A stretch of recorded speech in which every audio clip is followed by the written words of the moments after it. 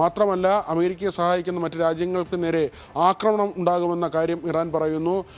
ഇന്ധന വിലയുടെ കാര്യവും നമ്മൾ ഇവിടെ എടുത്തു പറയേണ്ട ഒരു കാര്യമാണ്. വീണ്ടും ഹോർമൂസ് അടയ്ക്കുമ്പോൾ തീർച്ചയായും ഈ ക്രൂഡ് ഓയിൽ വില ഉൾപ്പെടെ വർദ്ധിക്കുന്ന ഒരു സാഹചര്യം ഉണ്ടാകും. നമ്മുടെ രാജ്യത്ത് 3 തവണയാണ് പാചകവാതക സിലിണ്ടറിനും ഗാർഹിക സിലിണ്ടറുകൾക്കുമായി അടിക്കടി വില കൂട്ടുന്ന ഒരു സാഹചര്യം ഉണ്ടായിരുന്നു. വലിയ നഷ്ടത്തിലാണെന്ന വിശദീകരണമാണ് എണ്ണ കമ്പനികൾ നൽകുന്നത്. വലിയ പ്രതിസന്ധിയിലേക്ക് ഇന്ത്യ ഉൾപ്പെടെ പോകുന്ന ഒരു സാഹചര്യം കൂടി നിലനിൽക്കുന്നുണ്ട്. നമ്മൾ ഈ വിപണിയുടെ ഒരു സാഹചര്യം പരിശോധിച്ചാൽ ഈ യുദ്ധം കൊണ്ട് വലിയ ബുദ്ധിമുട്ട് നേരിട്ട ഒരു ഇടമാണ് ഇന്ത്യൻ ഓഹരി വിപണി. അതോടൊപ്പം അമേരിക്കയ്ക്കും റഷ്യയ്ക്കുമൊന്നും തന്നെ ആ തരത്തിലുള്ള പ്രതിസന്ധി നേരിടേണ്ടി വന്നിട്ടില്ല.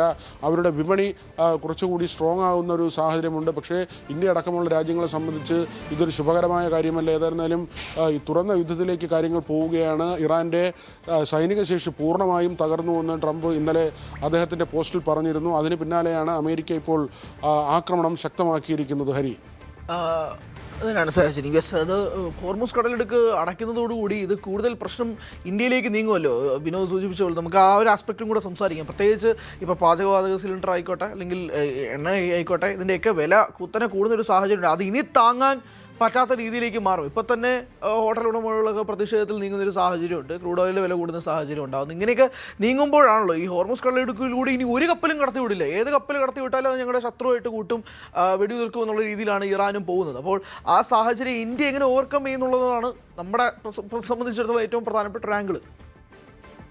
ഏറ്റവും പ്രധാനപ്പെട്ട ഒരു കാര്യം വരുന്നത് ഇറാൻ അവരുടെ അവസാന ആയുധമാണ് ഈ ഹോർമൂസ് അടയ്ക്കുക എന്നത്. അവരെ സംബന്ധിച്ച് അവരുടെ കയ്യിലുള്ള വജ്രായുധമാണ് ഹോർമൂസ്. നേരത്തെയും ഹോർമൂസ് അടച്ചുകൊണ്ടുള്ള വലിയ സമ്മർദ്ദത്തിലേക്ക് ഇറാൻ പോവുകയായിരുന്നു. അവിടെയാണ് അമേരിക്കയ്ക്ക് മേൽ അല്ലെങ്കിൽ ഇസ്രായേലിന് മേൽ മറ്റ് രാജ്യങ്ങളുടെ സമ്മർദ്ദമുണ്ടായത്. കാരണം ആ രാജ്യങ്ങളെയൊക്കെ തന്നെ യൂറോപ്യൻ മേഖലയെയും അല്ലെങ്കിൽ ഇന്ത്യ അടക്കമുള്ള ഏഷ്യൻ രാജ്യങ്ങളെയൊക്കെ തന്നെ ബാധിക്കുന്ന തരത്തിലേക്കുള്ള ഒരു നീക്കമാണ് ഈ ഹോർമൂസ് അടയ്ക്കുക എന്നത്.